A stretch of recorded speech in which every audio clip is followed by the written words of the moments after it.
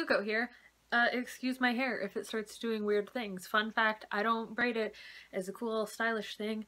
I braid it because otherwise it's really flat and I don't like that, and also it gets tangled really easily when it dries flat, so surprise! So next week I'm planning on doing the like controversial-ish unhaul of books. So I thought that I would do a kind of late least favorite books of 2017 just to get everybody in the mood for an unhaul.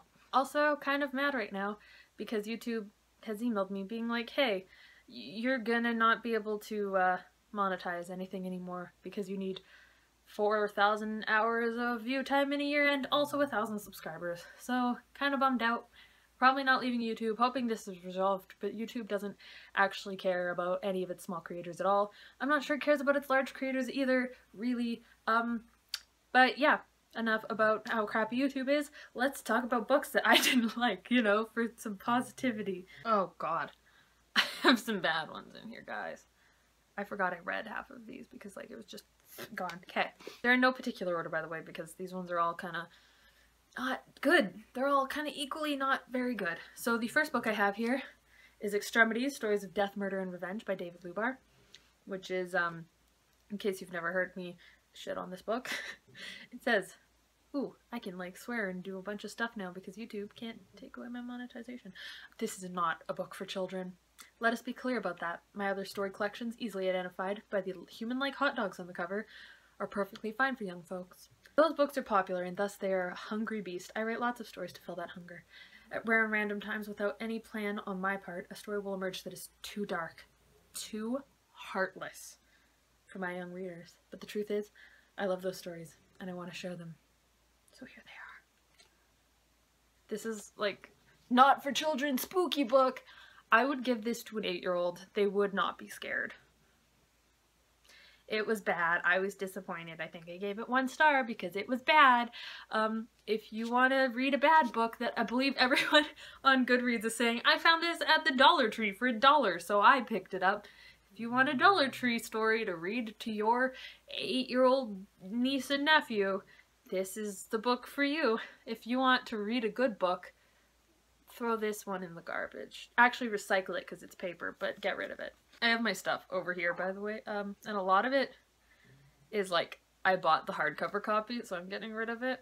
The next one here is Ruthless by Carolyn Lee Adams, which was about a girl who is like kind of mean, and she gets kidnapped, and the whole book, like she gets kidnapped and almost murdered, and the whole book is like her going, oh, this is a good life lesson to not be mean anymore. Like, no, that's not, you can't justify the fact that she was almost murdered and is going to be traumatized for life now by the fact that she was like kind of mean. She wasn't very nice. So let's almost murder her. I don't know, this book left a weird feeling, like a bad taste in my mouth. I don't know, it was, I mean, it was also like $5. I think you can get this for like under $2 now on Book Outlet. That tells you anything. Don't read this if you want to read about, like, I don't know, justifiable actions. The next not so good book I read this year was Go Ask Alice, which I kind of enjoyed reading while I was reading it, but like it's just such ridiculous anti-drug propaganda that it's funny. Like it's bad because it's like such bullshit. And if you haven't read it, like if you want to, you can read it. It's not poorly written. It's just hilariously unrealistic. Like, it's not very good. I'm sorry everyone who loves this book about a good life lesson, how like you need to be a good Christian girl and never ever do drugs or else you're gonna die. I'm like, I don't even know where I could get drugs. And I think that this book is bullshit. So there's that. The next not very good book I read was The 100 by Cass Morgan. It was, none of the characters in this book are good. Okay, they're all really boring and unlikable. Like, you don't want to root for any of them. And even though, like, they're all supposed to be, like, quote-unquote criminals, but then you find out that all of their crimes are actually just because they were trying to be good people. Even after you know that they're not bad people, they're still unlikable people. Like, there's nothing in here where you're like, yeah, I relate to this character strongly. Although apparently in later books, one of the characters is, like, queer. like, I think she's a lesbian, so that's kind of cool. Didn't make me want to read the next one, because I could not care less what happens to them all. If they all just, like, drop dead at the end of this book, I'd be like, cool, good ending. That's all I needed. I'm satisfied. And lastly, the actual worst book I read this year was Kill Switch by Chris Lynch, which was awful. This book went literally nowhere. I'm still mad that I wasted my time reading this.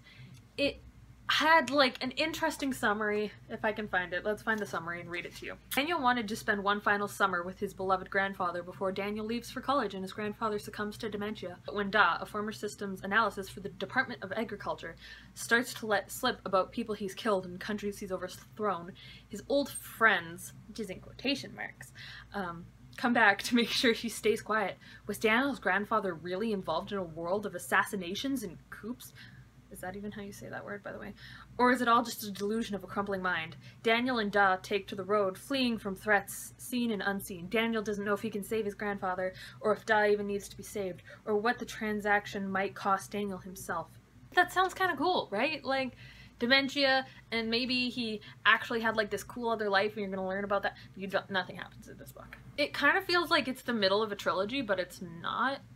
Like, it's a standalone book, but it feels like it's that, like, kind of necessary to get from the beginning to the end middle kind of part where nothing really happens. That's this, except there's nothing else. It's just a book where nothing happens, and I'm mad about it because it was bad and it wasted my time, and no wonder it was $1 on Book Outlet, because I am mad that I even paid that, but I can probably get more giving it to the used bookstore, so that's something. Though then I'm punishing someone else, because if they pick this up thinking it sounds interesting and they read it, they'll be disappointed because it was bad.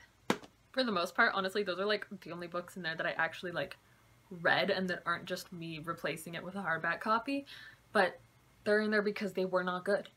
If I wanted them and thought they were good, they'd be on my shelves. So yeah, I hope you liked that glimpse into my unhaul. The unhaul will probably be posted on Monday, I would think. You know, gotta get that sick ad revenue before it's gone forever, because my YouTube channel is never gonna get 4,000 hours of watch time in a year. Let's be honest here. I've been on here for like 6 years and I just hit 400 subscribers like during December. So yeah, I'm probably never gonna grow any bigger than this because YouTube doesn't really recommend things that aren't monetized. But yeah, I hope you all enjoyed it. I will see you whenever I do my next video. Hopefully by the time I post this, YouTube will retract that statement and change its mind, but it probably won't. I don't know yet. Okay, yeah, see you whenever I do my next video.